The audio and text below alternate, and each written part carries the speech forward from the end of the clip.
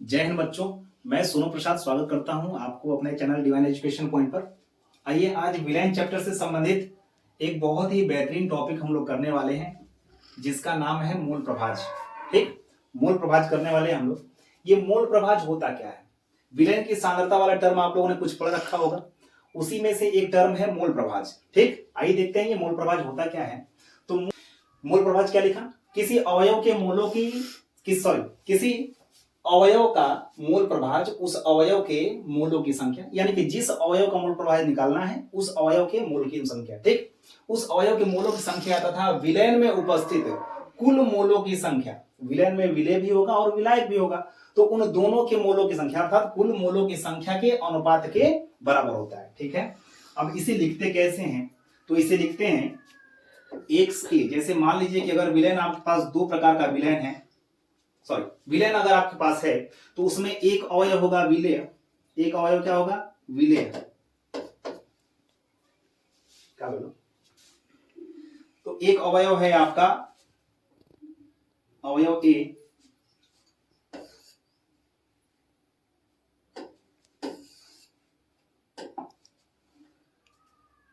जैसे मान लीजिए कि अगर विलेय आपके पास, अगर विलेय को हम लोग ए मान लें, विलेय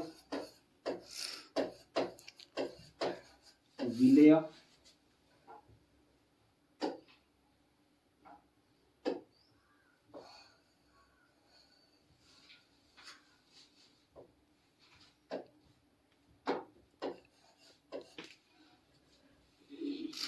को हम लोग ए मान लें और विलायक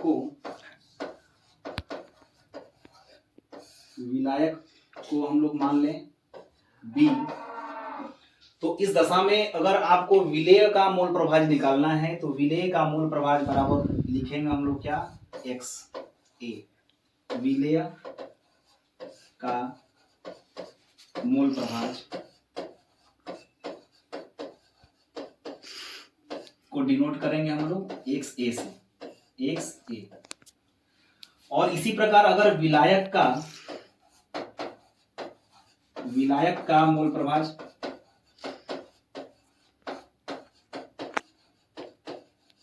लिखना हो आपको तो इसको लिखेंगे हम लोग एक्स बी से। ठीक, इतनी बात समझ में आ गई। आइए आगे इसका आपको फॉर्मूला बताते हैं कि इसका फॉर्मूला कैसे हम लोग लिखेंगे। ठीक है,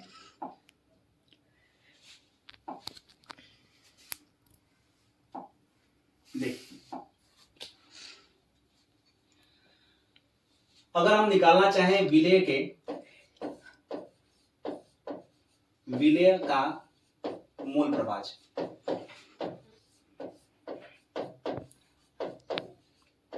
अर्थात एक्स ए अगर निकालना चाहें तो एक्स ए बराबर होगा एन ए। अभी बताते हैं, घबराई नहीं, अभी बताते हैं ये एक्स ए या एन ए क्या है। एन ए अपॉन में N A plus N B, जहां नोट कीजिएगा, जहां एन ए बराबर विलेय के मूलों की संख्या,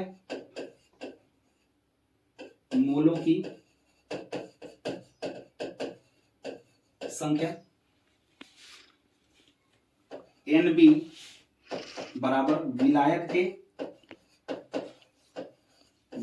के मूलों की संख्या,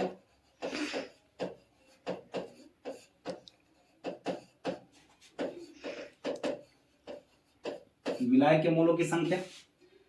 N A plus N B, N A plus N B जिसको हम लोगों ने जोड़ दिया है, आपको पता ही है विलेय प्लस विलायक मिलकर के बनता है क्या चीज? विलयन। उसी प्रकार विलेय के मूलों की संख्या प्लस विलायक के मूलों की संख्या, ये मिलकर बनेगा बच्चों आपका क्या चीज? तो विलयन के मूलों की संख्या। क्या बनेगा? विलयन के मूलों की संख्या, विलयन के मूलों की संख्या। ठीक, समझ में आया? फिर से एक बार समझिए, विलेय का अगर आप मूल प्रभाज निकाल रहे हैं तो एक्स ए लिखेंगे और एक्स ए बराबर क्या होगा? एन ए अपॉन में N A plus N B होगा, जहां एन ए क्या है? तो विलेय के मूलों की संख्या और एन बी क्या है? तो विलायक के मूलों की संख्या और ये दोनों मिल करके अर्थात Na प्लस Nb मिल करके आपका क्या है, तो विलयन के मूलों की संख्या, जो विलयन आपने लिया उसमें कुल कितने मूल हैं। ठीक, हो सकता है कुछ बच्चों को ये समस्या हो कि ये मूलों की संख्या निकालते कैसे हैं सर। तो मूलों की संख्या निकालते हैं हम लोग ग्राम में भार बटा में अणुभार करके। ठीक है, कैसे निकालते हैं, ग्राम में भार बटा में अणुभार। आइए थोड़ा सा उसको भी देख लीजिए। मूलों की संख्या बराबर होता है, मूलों की संख्या बराबर होता है पदार्थ का ग्राम में भार बटा में पदार्थ का अणुभार। ठीक, ग्राम में भार बटा में पदार्थ का अणुभार। जैसे हम कर रहे हैं कि हमारे पास 98 ग्राम हमारे पास क्या है, H2SO4 है, H2SO4 है।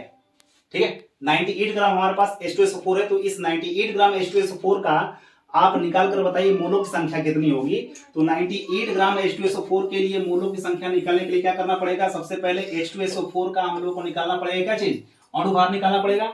और इस H2SO4 का अणुभार कैसे निकलेगा, तो हाइड्रोजन कितना है, हाइड्रोजन का परमाणु भार कितना, 1, और यह है कितनी बार, 2 बार है। सल्फर का परमाणु भार कितना 32, प्लस कर देंगे कितना 32, और यह कितनी बार, 1 बार है, तो एक गुणा करने की कोई आवश्यकता नहीं है। और प्लस में ऑक्सीजन का परमाणु भार कितना, ऑक्सीजन का परमाणु भार कितना 16, कितनी बार है ये, 4 बार है। ठीक, 2 दूने 2 एकम 2 और प्लस 32 और प्लस 16 चौका 64।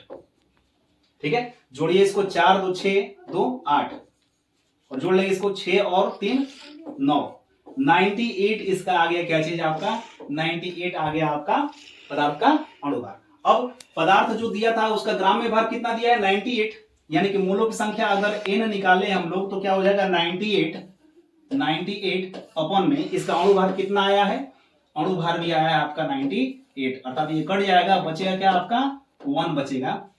इसका मतलब ये है कि अगर अब हमारे पास 98 ग्राम H2SO4 है तो उस 98 ग्राम H2SO4 के मोलों की संख्या कितनी आएगी, तो मोलों की संख्या कितनी आ जाएगी, 1 आ जाएगी। ठीक, उम्मीद है कि आपको ये सारी बातें समझ में आई होंगी। एक बार और आप लोग इसको देख लेंगे और इसका स्क्रीनशॉट ले लीजिए। आप लोग विलेय का मूल प्रभाज, इसका स्क्रीनशॉट ले लीजिए और इसका भी आप स्क्रीनशॉट ले लीजिए, इसको याद रखेंगे हमेशा के लिए। ठीक, और एक चीज और लास्ट में चलते चलते बता दें, अगर इसी प्रकार आपसे पूछा जाए कि सर विलायक के मूलों की संख्या कितनी है, सॉरी विलायक का मूल प्रभाज कितना होगा, यानी कि अगर हम लोग बात कर रहे हैं विलायक का मूल प्रभाज, विलायक का मूल प्रभाज अर्थात XB की बात करेंगे ना, विलायक का मूल प्रभाज मतलब क्या, XB की बात करेंगे। और ये XB बराबर क्या हो जाएगा, तब ऊपर लिखेंगे हम लोग NB अपॉन में Na प्लस NB, जिसका मूल प्रभाज निकालना रहेगा उसके मूलों की संख्या हम लोग कहां रख देंगे, ऊपर रख देंगे। बात समझ में आ गया, उम्मीद है कि इतनी बातें आपको समझ में आ चुकी होंगी। ठीक है, एक चीज और इंपॉर्टेंट है जिसको नोट करके रखेंगे आप लोग कहीं ना कहीं, XA प्लस XB ये इक्वल टू होता है 1 के। ये मोस्ट इंपॉर्टेंट है, ये आगे आपके टॉपिक में एक जगह पे यूज होगा, एक जगह नहीं कई जगहों पर आपको यूज करने को मिलेगा ये। ठीक है, XA plus XB equal to 1। XA मतलब क्या, कि विलेय का मूल प्रभाज प्लस विलायक का मूल प्रभाज, और ये दोनों का एड जो होगा जोड़ करके कितना आएगा, 1 आएगा। इसका मतलब ये है कि अगर आपको कोई विलयन दिया है और उस विलयन में आपको किसी एक अवयव का मूल प्रभाज पता है और दूसरे का आपको निकालना है, इसका आपको फाइंड करना है, क्या करेंगे, सिंपली जिसका पता है उसको 1 में से सब्ट्रैक्ट कर देंगे, घटा देंगे, और घटा देंगे तो दूसरे वाले का मूल प्रभाज आपको प्राप्त हो जाएगा। ठीक है, उम्मीद करते हैं कि आप सबको आज की ये क्लास पसंद आई होगी, अच्छी लगी होगी। तो अपने दोस्तों के साथ साझा कीजिए, शेयर कीजिए, इसको सब्सक्राइब कीजिए और यूं ही आप अपना सपोर्ट बनाकर रखिए। बहुत बहुत धन्यवाद, थैंक यू वेरी मच।